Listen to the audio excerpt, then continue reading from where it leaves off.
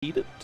Yeah, I believe so. Yeah. I mean, there's Violet beat Mast. Yes. There's a few other big upsets here and there, but we've got a Queensland Hailmaker. You know, like just a a pretty regular one. What's the stats behind here?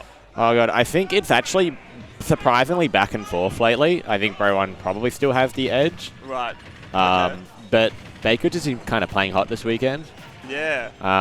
And Bro1 didn't look great in the crew battle last night. What I saw of the last one at top 4. Yeah, well, that was against my crew as well. Yeah.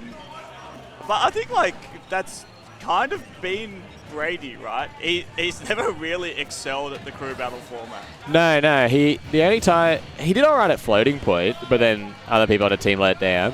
Yeah.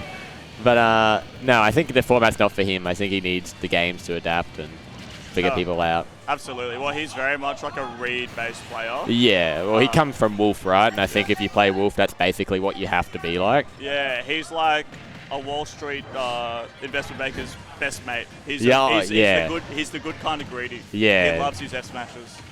But no, it's gonna be interesting because obviously Bowser's big read will be Bro1ing Bro1, right? You kind of need to get those early stocks, up smash armor, everything else. No, the BakedGoods X factor in this matchup and how he keeps it at all, even across many tournaments, is just because, he can find those openings where they aren't, get the reads. Early kills off stage is really what he needs. Like, he gets some, jump read or upbeat timing read, gets deep for fair. Yeah.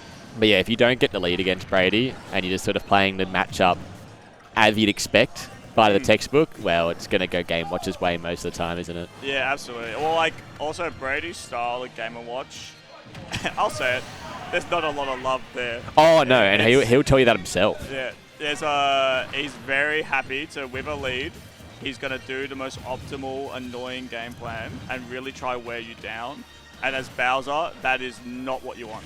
You want a little bit of pizzazz going wrong, Absolutely. It's definitely been it's been one of the most depressing things in Queensland, having to deal with the Brady Game Watch for so long, because it's such like a necessary answer, a clinical response to the game from a player who usually has a lot of heart, but there's no heart in this fucking little 2D dude. Yeah, so what's the genesis? Where did this... I think it's like a factor of just invalidating Bowser's X Factor, dealing with characters like Diddy Kong and Wii Fit, dealing with Falco really well. Yeah. There's this kind of like an anti-meta pick in the Queensland top level that was pretty effective. Yeah. In the same way as when Spammage was still active, he picked up Byleth. Oh. And he had a very competent Byleth just for Spammage. I remembered the Byleth, actually. I used to watch the tournament stream a lot. And then as soon as Spammage sort of quit the game, the Byleth just disappeared. It died. Didn't need it anymore. Oh, the Joker, is that still around? The Joker's still around. That's his heart character. That's the one he wishes he was his best character. That's what he wants to be AMK Lair. Yeah. I think his Wolf is his best character, but yeah, I love watching the Wolf. the Joker's caught up. It's still quite competent now, and if he needs to even match up, outskill a top player, the Joker will come out. But this is BakedGoods has done a really good job bringing it back. Yeah, he has. That soft recovery is crazy, but he did it. He did lower the deficit a lot, but it's just not quite enough. But yeah, BakedGoods probably best recoverer in Queensland. Yeah. He makes it look like Bowser's got one of the better recoveries in the game. He just lives stuff for no reason. He has masterful control of the fade and the timing and the mash length and all that. Well, yeah, that fade at the end there was so clutch. Just pulling it back and up, which is really unorthodox. Yeah, no, it's some sort of second nature thing that's in his brain. It's I just know how to recover this character, and hey, it works. Yeah, you kind of need to. A lot of players complain about their bad recovery, but usually they haven't really, they haven't limit tested it to its biggest degree. No, yeah, for sure. I got that feeling watching Mast and Rivals yesterday. He, Zetaburn, terrible recovery, but Mast really explores the options and makes it look a lot better than it is. Yeah, I was watching that as well. I thought the same thing. But we're off to the races for BakedGoods. A lot of early percent, a few big reads. Yeah, this is what we talk about. We want to get the early lead. Any percent off the rip is just valuable, right? Yeah, absolutely. with maybe a little bit more fair as well, trying to keep that space in control. Yeah. Oh, that grab not working. The mashing a jab, though, gets out that exchange. But yeah, the fair's great. Just play Bowser like a sortie. That's kind of a way of beating Game & Watch generally. Just wall them out with a better wall. Alright, here we go. It's even now, and this ledge trap could be really dangerous. Yeah, it can be really dangerous. Brady's pretty good at being reserved at the edge guard against Callum just because he's aware of the recovery option. Right. Like, he won't overextend too much. Like, you know, against maybe a worse recovering Bowser, you just run off with Bear every time, right? And if it clips, you might get the stock. Yeah. But is that bomb? I think it was. Go off the side. Oh, yeah. Immediate answer back there. Yeah, there you go. So 2 stocks apiece. But it's a really quick response by Callum. Yeah. Could be a very even. Yeah, I've also seen, like, Bro1 likes to proactively up B a lot more than doing it on shield.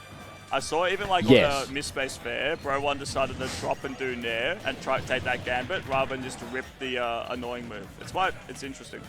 Yeah, it is interesting. It's sometimes I, like, watch him do up Bs in places where I'm like, was that, like, you know, it wasn't by the book. Was that really the right option? But yeah, it's his style. I mean, it's hard to deal with, right? Yes. It's just like, oh, the up B, maybe not have a huge goal, but what are you going to do about it? Yeah. Right, the Game Watch is going to start landing with Nair or key.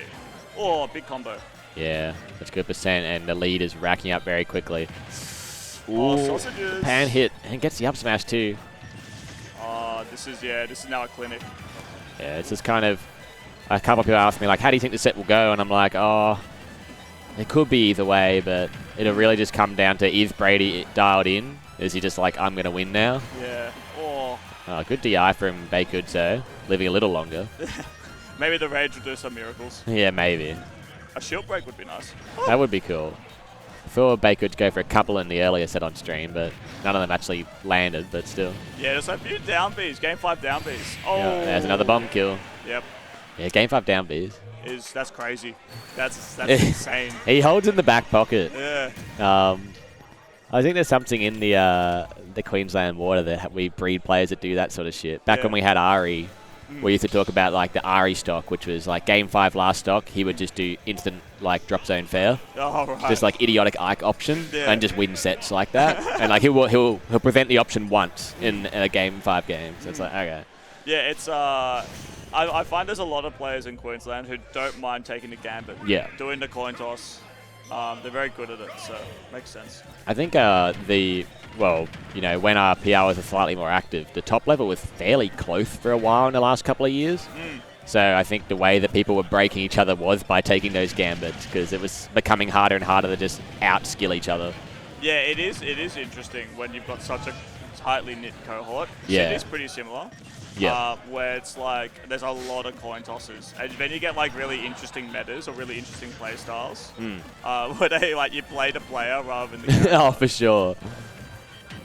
Oh no, I got so much charge in that too, unnecessary probably, but hey, take it. Yeah, you go for everything you get, right?